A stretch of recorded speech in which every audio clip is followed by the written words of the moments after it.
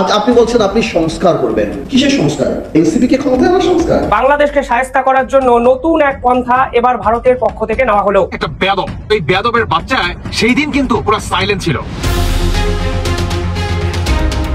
এদিকে আজ রাতেই নতুন এক ষড়যন্ত্র আসে ডক্টর ইউনূসের বিরুদ্ধে। এইবার সবাইকেই চরমভাবে পস্তাতে হবে। অন্যদিকে আমেরিকাও পদক্ষেপ নেয়, ভারত আছে অ্যাকশনে। সবকিছুই দেখতে পারবেন এই সম্পূর্ণ প্রতিবেদনে। ডিসেম্বরের কথা তো আমরা বলি নাই, আপনি বলেছেন ইউনূস সাহেব জাতির সামনে ডিসেম্বরের কথা। আমরা বলেছি আপনারা সেই ওয়াদা আপনি রাখেন। সেই ফ্যাসিস্ট আওয়ামী লীগের সময় ডক্টর ইউনূসকে দিয়ে একটা ফুলের দোকান খোলার মতো সাহস কারো ছিল না। যে এই যে মোহাম্মদ ইউনূস, তিনি এত শক্তি পাচ্ছেন কোত্থেকে? তিনি যা খুশি তাই করে যাচ্ছেন, কারোর কথা মানছেন না, কোনো আইনের তোয়াক্কা করছেন না। এত শক্তি দিচ্ছে কি? এমন হয়েছে বাংলাদেশের ক্ষমতা এখন হাসিনার বদলে সুপ্পু। তাহলে এত রক্তপাতে তো প্রাণদানে লাভ হইল কি? বিপ্লব মানে গণক্ষমতা, সেই বিপ্লব তো সুপ্পুর অনুমোদন নিয়ে কাজ করবে না। তারা বলছেন আইন শৃঙ্খলা বাহিনীর সম্পূর্ণ জ্ঞাতসারে যেভাবে বাড়িটি ভাঙা হয়েছে, যে যারা ক্ষমতায় যায়, ক্ষমতায় গেলে পরে তাদের যারা বিরোধী মতের, বিরোধী পক্ষের, তাদেরকে সবসময় একটা যেন মানে মানুষের কাতারে দেখার কোনো সুযোগ থাকে না। তারা মানুষের কাতারে দেখেন না, বারবারই যে এই করেছে সেই করেছে। অতীতের সব হিসাব নিকাশ, জল্পনা কল্পনা ব্যর্থ করে দিয়ে এবার ঈদুল আজহার আগে প্রফেসর ইউনূস সরকার দেখিয়ে দিল তারা কি। বিরাট সফলতা। কত দ্রুত যে এই মুহূর্তে বাংলাদেশের ভেতরে পট পরিবর্তন হচ্ছে তার বলার অপেক্ষা রাখে না। কখনো ইস্তফা নাটক, আবার কখনো বা দেশ ছেড়ে পালানোর নাটক, কখনো বা বিমানবন্দর ঘিরে ফেলা হচ্ছে, রাস্তায় নামছে শয়ে শয়ে সেনা পুলিশ। এই ছবিগুলো দেখতে দেখতে আমরা যখনই ভাবছিলাম যে কিছু একটা পরিবর্তন হয়তো বাংলাদেশে ঘটছে, তখনই দেখা গেল যে পরিবর্তন নয়, আবার বড় সড়ো ঝড় আসতে চলেছে। আমাদের জায়গায় দিয়েছি যেন বিরোধী দল মানে একটা দল মনে না করা হয়, আরো সেকেন্ড থার্ড এরকম হাইয়েস্ট ভোট পাওয়া যে দলগুলো রয়েছে তারা যেন আনুপাতিক হারে এই জায়গা থেকে তাদেরকে এই দায়িত্বটি দেওয়া হয়। আসসালামু আলাইকুম দর্শক, নতুন একটি নিউজে আপনাকে স্বাগতম। ইতিমধ্যে ডক্টর ইউনূসকে নিয়ে নতুন একটি কথা উঠেছে। কেউ বলছে ডক্টর ইউনূস যে সংস্কারের নামে সময় চাচ্ছেন, এইটা নাকি তিনি নাটক করছেন। আবার কেউ বলছে ডক্টর ইউনূস ক্ষমতায় থাকার জন্য দেশের মধ্যে অনেক পরিকল্পনা করতেছেন। দর্শক শ্রোতা, আজকে ব্যারিস্টার আন্দালিব রহমান পার্থ তিনি একটি বক্তব্য দেন এবং তার বক্তব্য দেখে অনেক কিছু কিন্তু প্রকাশ হয় এবং সেই বক্তব্যটা দেখে সারা দেশের মানুষ অবাক হয়। দর্শক শ্রোতা, দেশের এই রাজনৈতিক পরিস্থিতিটাতে ভয়ানক দিকে গিয়েছে এবং এইসবের পিছনে কে রয়েছে এবং কি জন্য এইসব হচ্ছে, সকল প্রশ্নের উত্তর পেয়ে যাবেন এই একটি ভিডিওতে। আসুন আমরা এই নিউজগুলো আগে দেখে আসি। সাহেব, পলিটিক্স আর ইকোনমিক্স এক না। পলিটিক্সে 2 আর 2 22 হয়, ইকোনমিক্সে 2 আর 2 4 হয়। আজ আপনি বলছেন আপনি সংস্কার করবেন, কিসের সংস্কার? এনসিপি কে ক্ষমতায় আনার সংস্কার? ডিসেম্বরের কথা তো আমরা বলি নাই, আপনি বলেছেন ইউনূস সাহেব জাতির সামনে ডিসেম্বরের কথা। আমরা বলেছি আপনারা সেই ওয়াদা আপনি রাখেন। সেই ফ্যাসিস্ট আওয়ামী লীগের সময় ডক্টর ইউনূসকে দিয়ে একটা ফুলের দোকান খোলার মতো সাহস কারো ছিল না। সেই সময় ওনাকে আমরা গ্লোবাল অ্যাসেট হিসাবে আখ্যায়িত করেছিলাম। আমরা যখন জেলে থাকি, জেলের থেকে আমরা যখন শুনি ডক্টর ইউনূসের উপরে এই দায়িত্ব দেওয়া হবে, আমরা আনন্দিত হই, আমাদের খুশি লাগে এবং সাথে সাথে আমাদের একটা হোপ দাঁড়ায় বাংলাদেশের একটা ভবিষ্যৎ নিয়ে। আজকে ডক্টর ইউনূস সাহেবকে একটা কথা বলতে চাই আমরা। ইউনূস সাহেব, আপনার ক্ষমতার উৎসকে, আপনার ক্ষমতার উৎস জনগণ। যেহেতু সংসদ নাই, আপনার ক্ষমতার উৎস আমরা, রাজনীতিবিদরা, সুশীল সমাজরা, ব্যবসায়ীরা। আজকে আপনি যে সংস্কারের কথা বলছেন, সাধারণ মানুষের কি সংস্কারের একটা প্রস্তাব আপনি নিয়ে আসছেন? আজকে 28 লক্ষ মানুষ চাকরি হারিয়েছে বাংলাদেশে, ওই তার সংস্কারের তো কোনো কথা বলে নাই। আজকে ব্যবসায়ীরা হাহাকার করতেছে, এনবিআর দিয়ে এবং বিভিন্ন সংস্থা দিয়ে তাদেরকে শেষ করে ফেলাচ্ছে, গার্মেন্টস বন্ধ হয়ে যাচ্ছে, ওই তাদেরকে কথা বলার কোনো জায়গা নাই।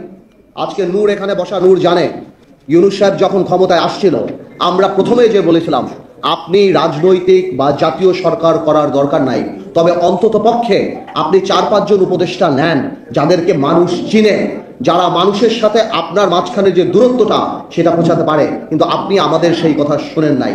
আজকে আপনার যে উপদেষ্টারা আছে তাদের অর্ধেক উপদেষ্টার নাম বাংলাদেশের মানুষ বলতে পারে না। তারা জানে না যে তাদের ভাগ্য কার দ্বারা নির্ধারিত হচ্ছে, কার দ্বারা ঠিক হচ্ছে। আপনার আরেকটা সোর্স অফ পাওয়ার ছিল কারা? আপনার আরেকটা সোর্স অফ পাওয়ার ছিল, যেটা আমার ভাই রাশেদ বলে গেল, যে আর্মি। আজকে কেন আর্মির এইভাবে কথা বলতে হয়? আর্মির সাথে দূরত্ব কে সৃষ্টি করেছে? রাজনৈতিক দলের সাথে দূরত্ব কে সৃষ্টি করেছে? আজকে অনেকে আমাকে জিজ্ঞেস করে, পার্থ ভাই আপনারা ডিসেম্বরে নির্বাচন চান না? ডিসেম্বরের কথা তো আমরা বলি নাই, আপনি বলেছেন ইউনূস সাহেব জাতির সামনে ডিসেম্বরের কথা।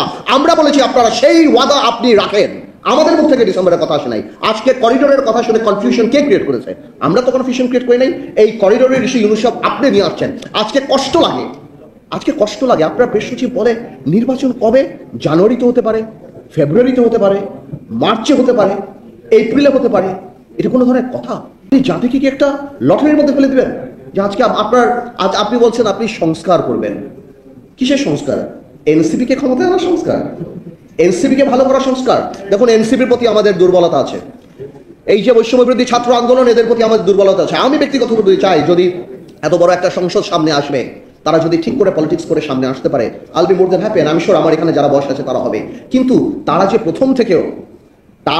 প্রথম থেকে প্রত্যেকটা রাজনৈতিক দলকে আক্রমণের মুখে রেখেছে। এই যে একটা কথা তারা বলে যে বিএনপি আওয়ামী লীগ মুদ্রার এপিটার ওপিট, আমরা আর আওয়ামী লীগরা বা অন্যান্য দলরা আমরা নাকি মুদ্রার এপিটার ওপিট। ওনারা কোন কারণে এই কথা বলে? আজকে কি বিএনপি বাংলাদেশে 1400 লোক হত্যা করেছে? বিএনপি কি লক্ষ কোটি টাকা পাচার করেছে? বিএনপি কি 3টা জাতীয় সংসদ নির্বাচন, দিনের নির্বাচন রাতে করেছে? মাথায় রাখতে হবে, আওয়ামী লীগ কোনো রাজনৈতিক দল না। Awami League is a criminal enterprise. BNP আর আমরা রাজনৈতিক দল। একটা কাজের মতো কাজ দেখলাম, যেখানে সবার আগে আসলে ধন্যবাদ জানাতে হয় আমাদের বাংলাদেশের সেনাপ্রধান মিশা ওয়াকারকে। কেন? কারণ তিনি বলছিল যে বাংলাদেশে আর কোনো আপনার মব জাস্টিস, কোনো সন্ত্রাসী কিঞ্চিত পরিমাণ ছাড় পাবে না। আমি আপনাদেরকে হুঁশিয়ারি করে দিচ্ছি, আমি আর নেক্সট টাইম হুঁশিয়ারি করবো না বা সাবধান করবো না। তখন আবার বলবেন না যে আপনারা আমাকে সাবধান করেননি। বর্তমান এটি হচ্ছে তার মনে করেন ফিডব্যাক, বুঝতে পারছেন? এই হচ্ছে বাংলাদেশের সেনাবাহিনী ডিরেক্ট অ্যাকশন। তারা বলছে যে আপনারা ভিডিও ফুটেজ যদি থাকে সেটা দেখান, কিন্তু ভাই সেখানে আপনার সার্জিস পর্যন্ত থাকে ভিডিও ফুটেজে, সেরকমটাই ধারণা করা যাচ্ছে যে তাকে পেটানো পর্যন্ত হয়, সেখানে গোল মার্ক চিহ্ন পর্যন্ত দেওয়া হয় সাদা পাঞ্জাবি পরে। যখন নাকি সার্জিস আপনার আসে তখনও কিন্তু তিনি সাদা পাঞ্জাবি পরেই কিন্তু ছিল, তাই না? অনেকটা একদম 100-এর ভিতরে 99% মিলে যাচ্ছে। এখন আপনার হয়তোবা সার্জিস কোনো কারণে একটু কাটিং কুটিং মারার চেষ্টা চালাচ্ছে, কিন্তু শীর্ষ সন্ত্রাসী বললেন বাংলাদেশের সেনাবাহিনী এই এনসিপির ভিতরে নাকি লুকাই রয়েছে। উল্টো দিকে আপনার জাতীয় পার্টির কাদের সিদ্দিকীর বাসাতে আক্রমণ করার কে আপনার কেন্দ্র করে সেই নেতাকর্মীরা আপনার 24 ঘন্টার আলটিমেটাম দেন। সেই 24 ঘন্টাকে তারা আরো 12 ঘন্টায় যোগ করে এটা বাংলাদেশ সেনাবাহিনীর দাবি জানায়। তো আপনার আরো 12 ঘন্টায় ধরেন আরো 24 ঘন্টা, 48 ঘন্টায় ধরেন। এই 48 ঘন্টার ভিতরে আপনার যতক্ষণ না পর্যন্ত এদেরকে গ্রেফতার না করবে ততক্ষণ পর্যন্ত আপনার এই জাতীয় পার্টির যে নেতা কর্মীরা তারা শান্ত হবে না বা তাদের নিজ বাসায় তারা ফিরে যাবে না। যদি সেনাবাহিনী বা পুলিশ বাহিনী এই বিষয়ে কোনো ফিডব্যাক তারা না দেখাতে পারে তাহলে তারা থানা ঘেরাও করবে। মামলা যদি 24 ঘন্টার মধ্যে এন্ট্রি না হয় তাহলে কিন্তু আমরা বুঝবেন জাতীয় পার্টি আবার কি করতে পারে, থানা ঘেরাও সহ অন্যান্য কর্মসূচি কিন্তু আমরা নিব। তারা এই সন্ত্রাসী হামলার সঙ্গে সম্পৃক্ত তাদেরকে গ্রেফতার করবেন।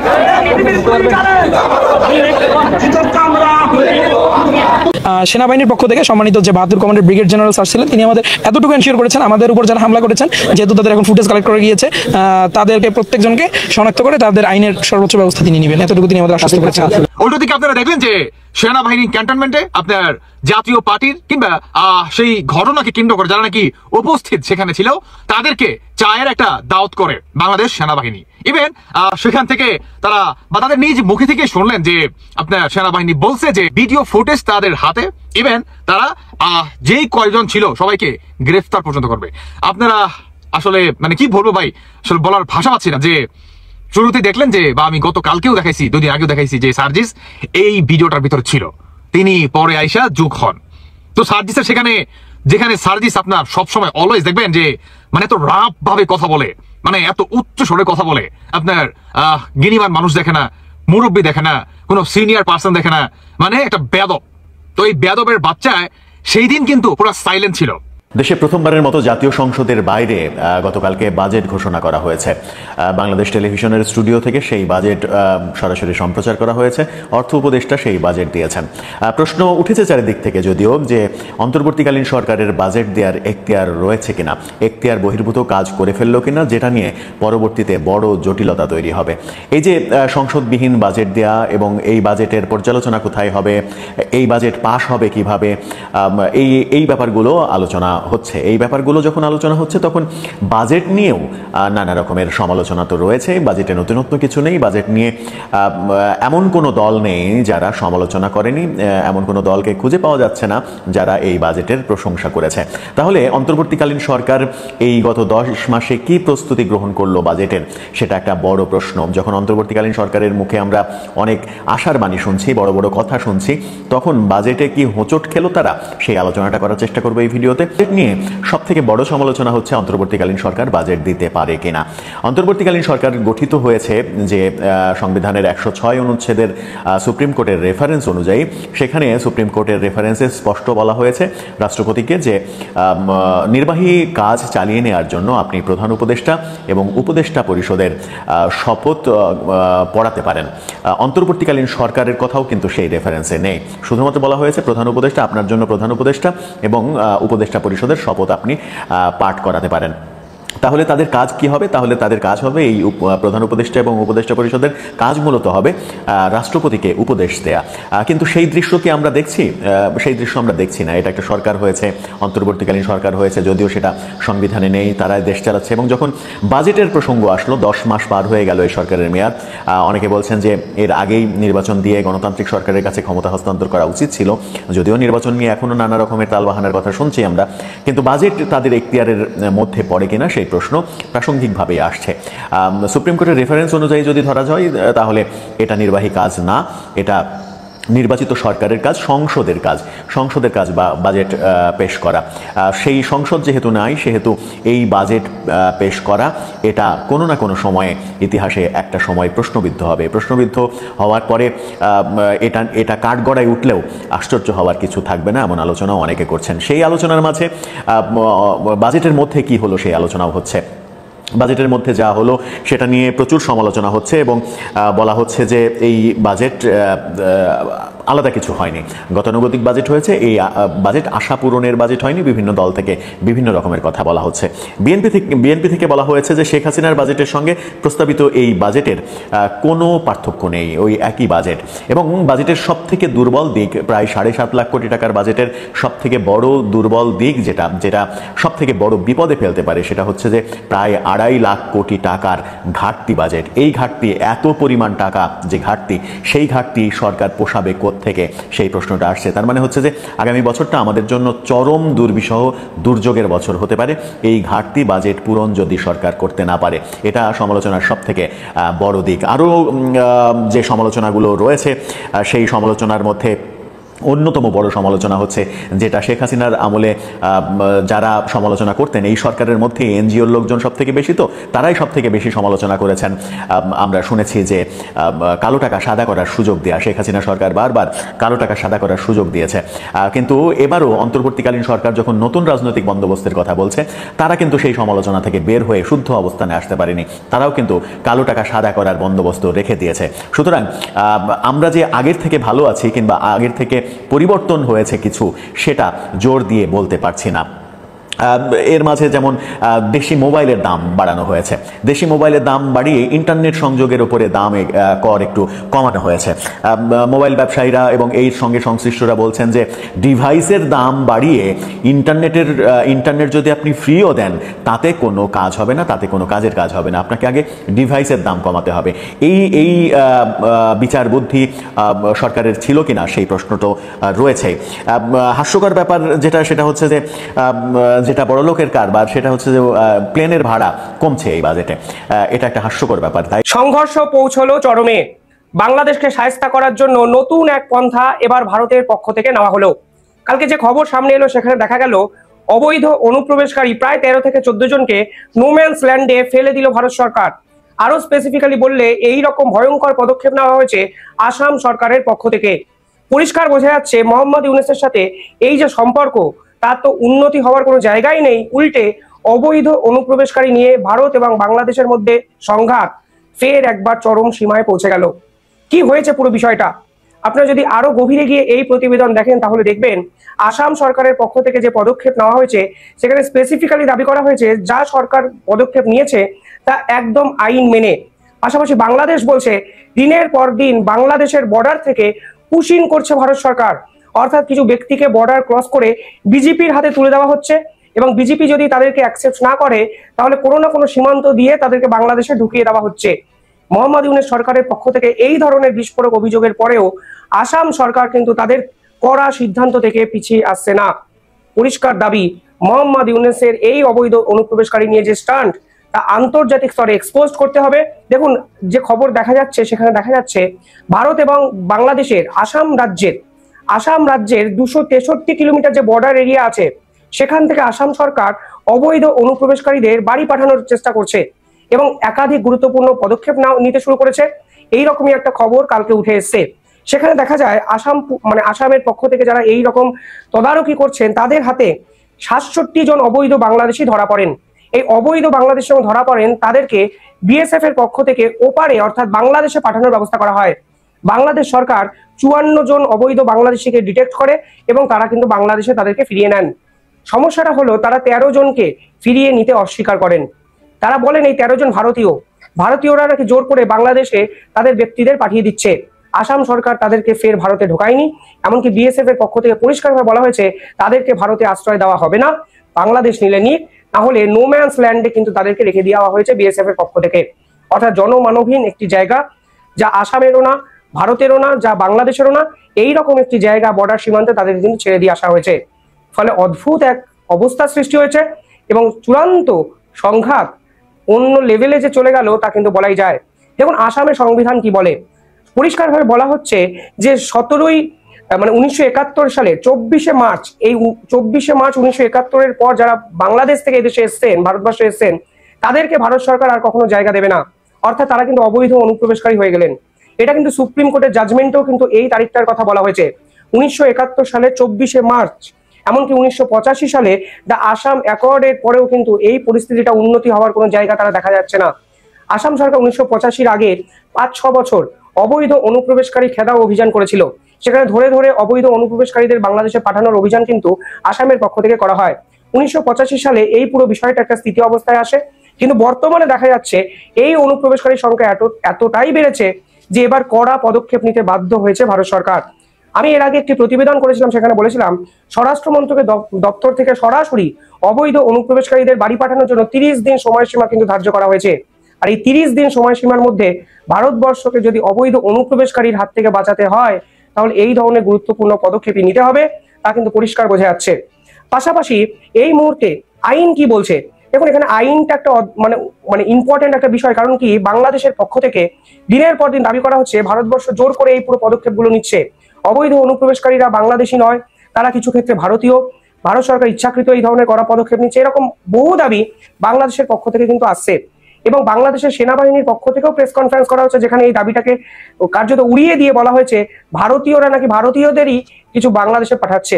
যে যারা ক্ষমতায় যায়, ক্ষমতায় গেলে পরে তাদের যারা বিরোধী মতের, বিরোধী পক্ষের, তাদেরকে সবসময় একটা যেন মানুষের কাতারে দেখার কোনো সুযোগ থাকে না। তারা মানুষের কাতারে দেখেন না, বারবারই যে এই করেছে সেই করেছে। আপনারা যদি গুগলে সার্চ দেন যে এটুক লিখে যে হাত করা পরিয়ে মায়ের জানা যায়, শুধু এটুকু লিখলে হবে।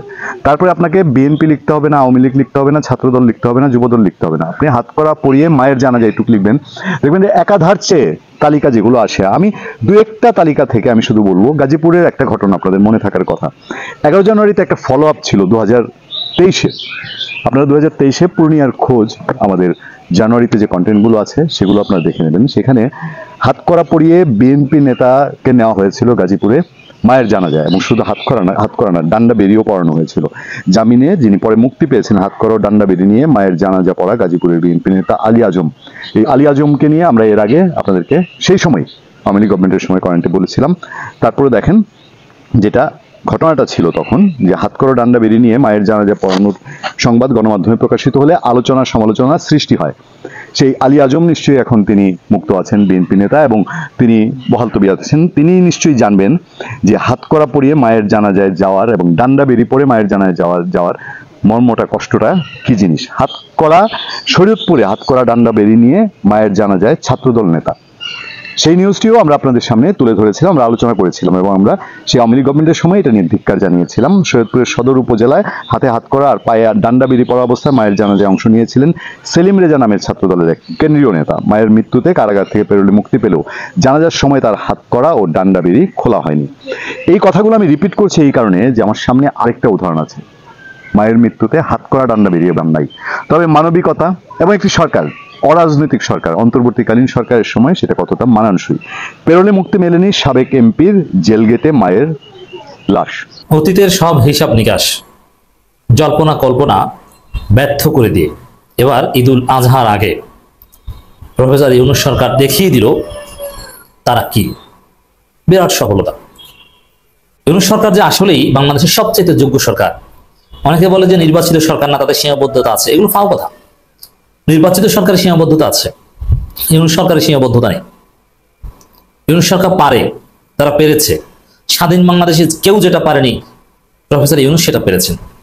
আমরা দেখেছি ঈদে, ঈদুল ফিতরে যে স্বস্তির ঈদ যাত্রা, দ্রব্যমূল্যের যে অবস্থা রমজানে, এবং ঈদের দিন যে ঈদ সংস্কৃতি 210 বছর পর এমন রিপিটিশন আমরা দেখেছি। এবার ঈদুল আজহার আগে সেম চিত্র, মানুষের মধ্যে স্বস্তি, দ্রব্যমূল্যের দাম, বিশেষ করে ঈদুল আজহার সময় আলোচনায় আসে মশলার দাম। এই মশলার দাম সবকিছু কম, অনেক মশলার দাম 3 ভাগের 1 ভাগ গত বছরের তুলনায়, হাসিনার আমলের চাইতে। এর মানে সিন্ডিকেট, ঈদের 1 সপ্তাহ আগে যেভাবে সিন্ডিকেটের মাধ্যমে মশলার দাম বাড়িয়ে দেওয়া হয়, সেই সিন্ডিকেট এবার ডক্টর ইউনূস ভেঙে দিয়েছেন। মানুষ এটাই চেয়েছে, মানুষের ইমিডিয়েট নিডগুলো প্রফেসর ইউনূস সরকার বাস্তবায়ন করে দেখিয়ে দিচ্ছে। আর কি সক্ষমতা দেখাবে? প্রফেসর ইউনূস সরকার যখন একের পর এক এভাবে সফলতা দেখাচ্ছে, বিএনপি তখন ঘুষ খাওয়া আর চাঁদাবাজি করার দাবিতে মিছিল করছে। অবাক হচ্ছেন? এই সচিবালয়ে যে বিক্ষোভ, ওটা হচ্ছে ঘুষ খাওয়ার দাবিতে বিক্ষোভ, সংস্কার বিরোধিতা বিএনপির লোকজন করছে।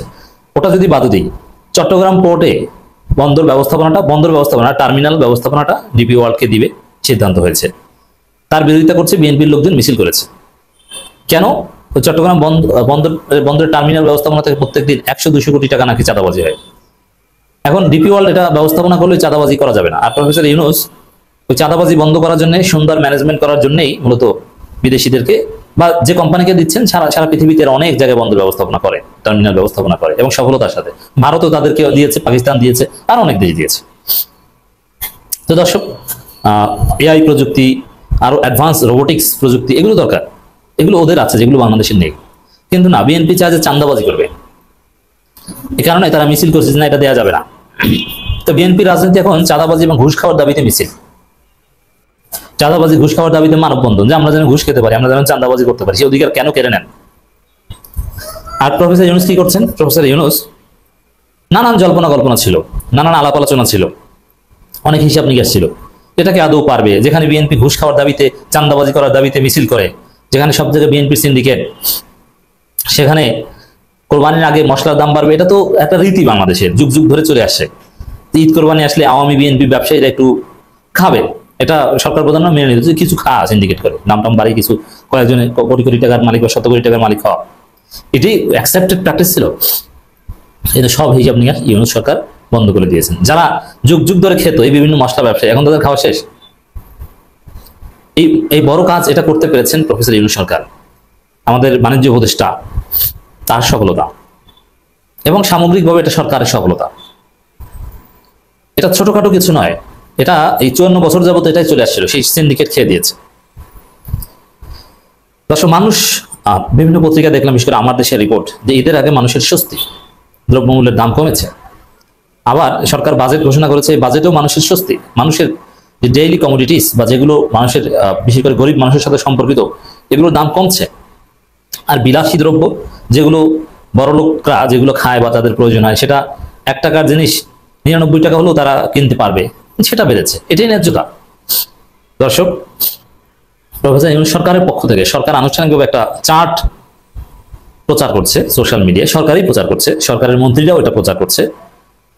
মাননীয় প্রধান উপদেষ্টা প্রেস সচিব শফিকুল আলম তিনি এটা প্রচার করছেন। অসাধু ব্যবসায়ীদের 54 বছরের রীতি ভেঙে দিয়েছেন। তো এটা অনেক বড় কিছু। এই দর্শক আপনারা তো দেখলেন এখানে কি কথা হচ্ছে, অনেকে কিন্তু অনেক কথা বলতেছে, অনেকে আলোচনা করতেছে, অনেকে সমালোচনা করতেছে দেশের বিভিন্ন অবস্থা এবং দেশের বিভিন্ন পরিস্থিতি নিয়ে সবাই সবার মন্তব্য প্রকাশ করতেছে এবং তাদের মন্তব্যগুলো দেখে আমরা অনেক কিছু বুঝতে পারি দেশের মধ্যে ঠিক কী হচ্ছে। দর্শক শ্রোতা, এখানে কিন্তু দেশের বিভিন্ন আপডেট নিউজ সম্পর্কে কথা হচ্ছে এবং দেশের মধ্যে কী কী ঘটতেছে বর্তমান সময়ে। এবং আন্দার ইব্রাহিম রহমান পার্থ তিনিও কিন্তু একটা বক্তব্য দেন যে দেশের মধ্যে কী কী সংস্কারের বিষয়ে কথা হচ্ছে। দর্শক শ্রোতা, আপনারা জানেন যে ডক্টর ইউনূস আমাদের দেশে এসেছিলেন ভালো কাজ করার জন্য এবং তিনি আমাদের দেশটাকে সামনে এগিয়ে নিয়ে যাচ্ছেন তার বিভিন্ন কর্মকাণ্ডের মাধ্যমে। এখন তাকে নিয়ে কী কথা হয় গাইজ, এই বিষয়গুলোর সাথে আপনারা একমত পোষণ করেন নাকি দ্বিমত পোষণ করেন অবশ্যই আপনারা কমেন্ট বক্সে লিখে যাবেন। আর হ্যাঁ, তখন আপনাদেরকে আমরা যা কিছু দেখিয়েছি সব কিছু আমরা সোশ্যাল মিডিয়া থেকে সংগ্রহ করেছি, এখানে আমাদের নিজস্ব কোনো মন্তব্য নেই বা নিজস্ব কোনো সিদ্ধান্ত নেই। সর্বশেষে আপনাদের কাছে আমাদের একটা রিকোয়েস্ট থাকবে, আপনারা আমাদের চ্যানেলে নতুন দর্শক হয়ে থাকলে চ্যানেলটি সাবস্ক্রাইব করবেন এবং পাশে থাকা বেল বাটনটি বাজাবেন যাতে করে নেক্সট ভিডিওটা সবার আগে আপনাদের কাছে পৌঁছায়। ধন্যবাদ।